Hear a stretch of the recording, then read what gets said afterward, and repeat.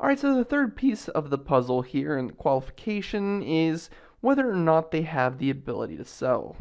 So if you go out there and you spend all of your time and effort into trying to make sure someone is ready to sell and they're not actually able to sell, then it's going to be wasted effort. So let's go ahead and talk about how we can avoid that.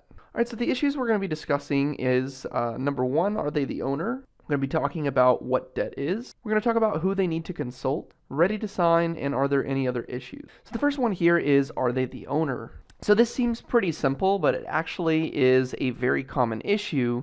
So you want to find out whether or not the person is actually the owner of the property. So someone may actually want to sell a property. They may be calling with interest, but they might not necessarily hold the title to the property.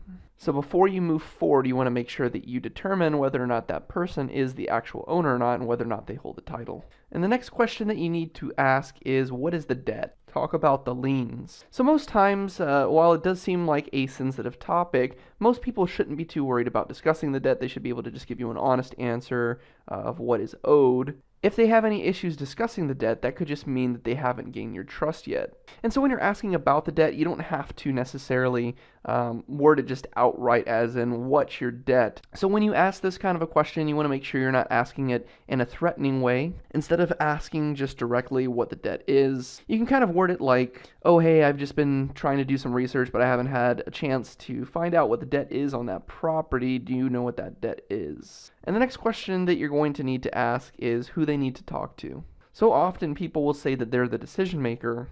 If you talk to me, I'm the executor. But then you spend all of your energy and time getting your hopes up and getting emotionally set, and then you find out that they actually need to run it by someone first. Could be the aunt, the uncle, the lawyer, CPA. So you need to find out beforehand if there's anyone that they need to talk to or consult with, to make sure that we don't encounter this kind of an obstacle. Now, if they do have someone that they need to consult with, you want to make sure that they understand that they need to have that conversation beforehand. That conversation should happen before you ever meet them. So if the person's kind of just feeling out their options, then maybe that's not the right person for you.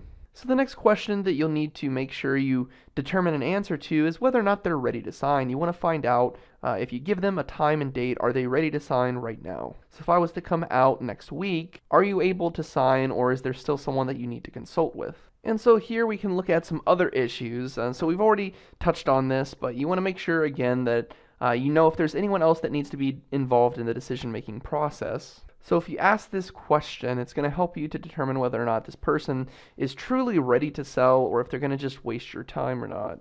And so again, you want to make sure that you're asking that question, if I was to come out at a specific time, can you sign? You want to make sure that there's no other people who need to help to make that decision. You want to make sure that the person is able to sign whenever you're available, and that there's no hesitations or delays that they have.